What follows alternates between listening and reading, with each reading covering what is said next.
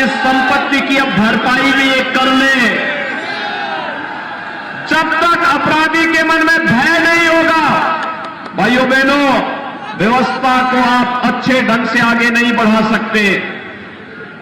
और बिना भेदभाव के इन पेशेवर दंगाइयों और अपराधियों को, इन बमबाजों को जो बम चला करके राजजनों को राज नहीं करवाते थे, बेटी और बहनों की सुरक्षा पर सेंध लगाते थे, व्यापारियों की सुरक्षा पर सेंध लगाते थे, उनके लिए सरकार का बहुत स्पष्ट संदेश था कि अपराध करोगे तो उसकी भुगतान भी करोगे। और भाइयों बहनों, अपराध और अपराधियों के प्रति जीरो टॉलरेंस की नीति का परिणाम है आज उत्तर प्रदेश में दंगा नहीं होता, कर्फ्यू नहीं लगता, बमबाजी नहीं होती। आज तो उत्तर प्रदेश में कांवड़ यात्रा शानदार तरीके से निकल रही है और कांवड़ यात्रा में हर हर बम बम के नारे लगते हैं। ये है नया उत्तर प्रदेश, यही है नया उत्तर प्रदेश। हम लोगों ने भाइयों बहनों जो कहा सो करके दिखाया। ये बड़े बड़े पेशेवर अपराधी और माफिया जो पहले सत्ता का संचालन करते थे, गरीबों का, व्यापारियों का, बहन बेटियों का जीना हराम कर देते थे, आज आप देख रहे होंगे ये सभी जेल के अंदर हैं और जान की भीख मांगने के लिए मजबूर हैं। आज आप देखते होंगे इनको गिड़गिड़ाते हुए। और मैं आपसे कहने के लिए, भाइयों बहनों, मैं तो आपको यही आश्वासन देने के लिए आया हूं। एक बात बताऊं मैं, और अब बात है, समाजवादी पार्टी के वरिष्ठ नेता मुझसे कहे कि अब चुनाव के दौरान तो बुलडोजर नहीं चलेगा। मैंने कहा चिंता मत करो, कभी कभी इस बुलडोजर को रेस्ट भी चाहिए होता है। तो चुनाव के दौरान मैंने पूरे प्रदेश के बुलडोजर को मरम्मत के लिए भेजा हुआ है। तो लोगों ने कहा क्या करेंगे इसके बाद? मैंने कहा उसका असली काम तो 4.5 वर्ष तक जो लोग अपने बिलों के अंदर छुपे हुए थे और चुनाव की घोषणा के बाद जब बिलों से आके रेंगने लग गए हैं, अब ये चिन्हित हो गए हैं। 10 मार्च के बाद फिर बुलडोजर का काम जब प्रारंभ होगा तब के लिए हम मरम्मत करवा रहे हैं, चिंता मत करो। अभी भाइयों बहनों, आज उत्तर प्रदेश विकास के पथ पर अग्रसर है।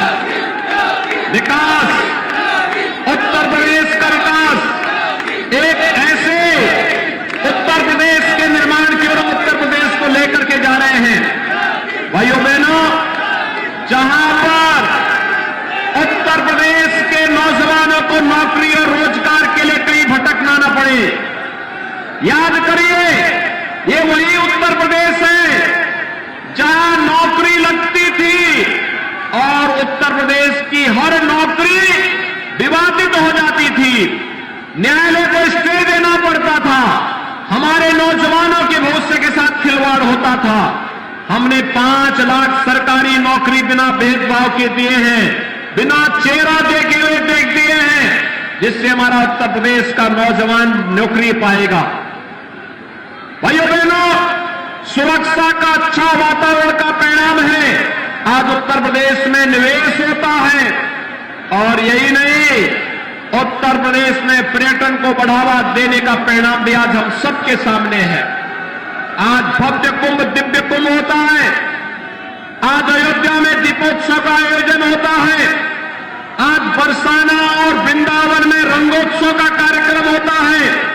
और यही नहीं, हमने पिछली बार कहा था ना कि अयोध्या में राम मंदिर हम ही बनाएंगे। भाइयों बहनों, याद करिए, 5 अगस्त 2020 कोरोना कालखंड भी अयोध्या में राम मंदिर निर्माण का मार्ग अवरुद्ध नहीं कर पाया। अयोध्या में भगवान राम का भव्य मंदिर के निर्माण का कार्य प्रारंभ हो चुका है। हर भारतवासी के लिए इससे बढ़कर के गौरव की बात क्या हो सकती है कि प्रभु राम 500 वर्षों के बाद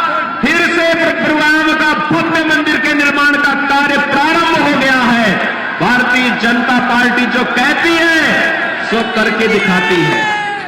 हमने जो कहा सो करके दिखाया है। और इसलिए भाइयों बहनों, आज मैं आपके पास एक बार फिर से आया हूं। याद करिए क्या नियति होती है, पिछली सरकारें क्या करती थी।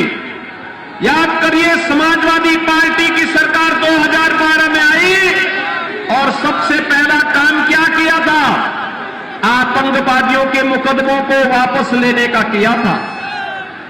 आतंकवादियों के मुकदमों को, उनकी संवेदना गांव के विकास के लिए नहीं थी, अन्नदाता किसानों के प्रति नहीं थी, हमारे नौजवानों के रोजगार के लिए नहीं थी, बेटी और बहनों की सुरक्षा के लिए नहीं थी, और भाइयों बहनों समाज के और प्रदेश के विकास के लिए नहीं थी। समाजवादी पार्टी की संवेदना तो अयोध्या में राम जन्मभूमि पर आतंकी हमला करने वाले, काशी में संकट मोचन मंदिर पर आतंकी हमला करने वाले, अयोध्या, लखनऊ और वाराणसी की कचहरियों पर आतंकी हमला करने वाले, रामपुर पर आतंकी हमला करने वाले आतंकवादियों के प्रति उनकी संवेदना थी।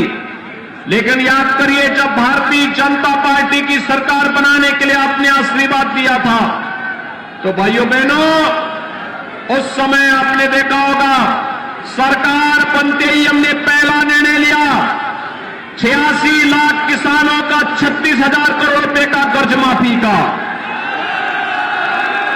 पहला निर्णय था कर्ज माफी का।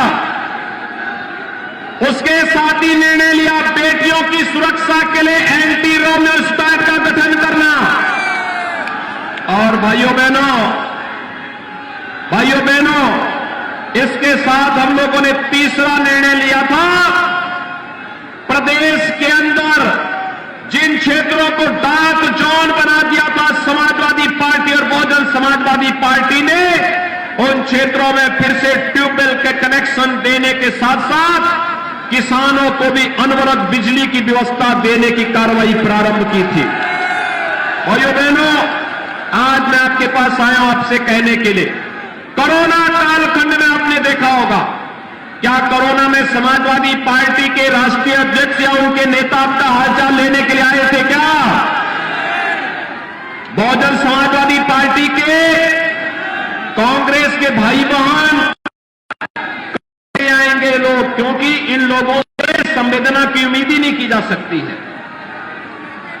कोरोना कालखंड में फ्री में टेस्ट, फ्री में उपचार, और भाइयों बहनों फ्री में वैक्सीन आपने ले लिया? कितने लोगों ने वैक्सीन लिया? थोड़ा हाथ चला करके मुझे बताओ, वैक्सीन कितने?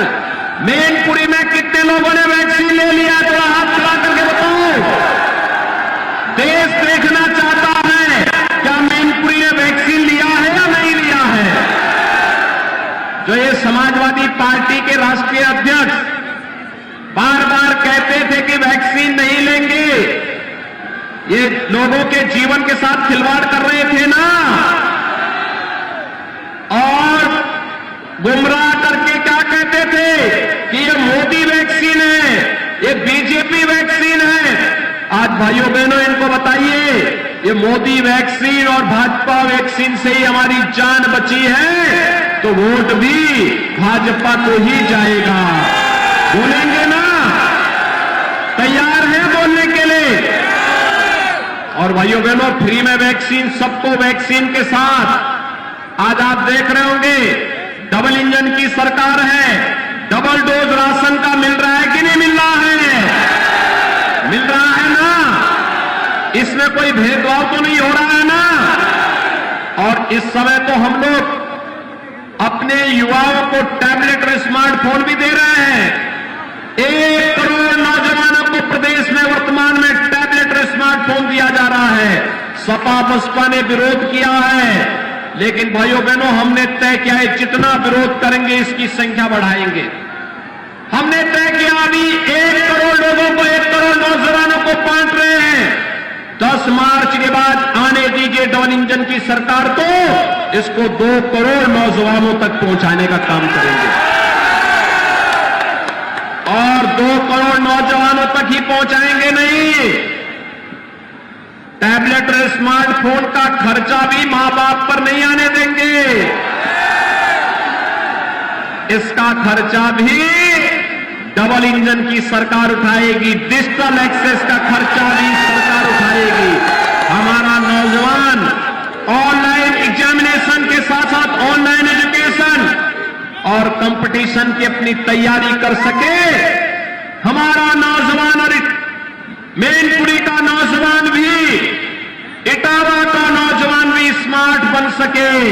ये स्मार्टनेस अब केवल एक परिवार तक नहीं, बल्कि यहां का बच्चा बच्चा स्मार्ट बने और देश के निर्माण में अपना योगदान दे, इसके लिए सरकार ये कार्य करना चाहती है। और भाइयों बहनों, इसीलिए आज मैं आपके पास आया हूं आपसे अनुरोध करने के लिए। आपने ठाकुर जयवीर सिंह जी के कार्य को देखा है ना, बहुत अच्छे ढंग से इन्होंने जब भी जो दायित्व दिया निर्वहन किया। और इनके द्वारा फिरोजाबाद में 5 के 5 सीटें भारतीय जनता पार्टी को जिताई जा रही हैं।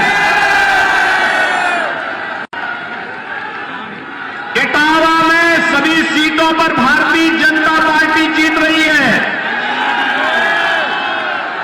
तो मैनपुरी में भी 4 सीट पर भारतीय जनता पार्टी को जीतना चाहिए ना। मैं यहां के बाद अभी करौली जा रहा हूं और यही बांके बिहारी लाल ने भी यही मुझसे आदेश किया है कि मैनपुरी के बाद करहल चले जाएंगे तो 4 सीट भारतीय जनता पार्टी की। सहमत है ना भाइयों बहनों? मैं आपको आश्वासन देने के लिए आया हूं। देखो, भारतीय जनता पार्टी जो करती है सो कर कहती है, जो करके दिखाती है। और भाइयों बहनों, हमने जाति के नाम पर नहीं, मत और मजहब के नाम पर नहीं, हम तो राष्ट्रवाद के आधार पर और सबका साथ सबके विकास के आधार पर समान रूप से योजनाओं का लाभ भी देते हैं और विकास में कोई भेदभाव नहीं करते हैं। समान रूप से सबका साथ सबके विकास की भाव के साथ काम कर रहे हैं। आप सभी भारतीय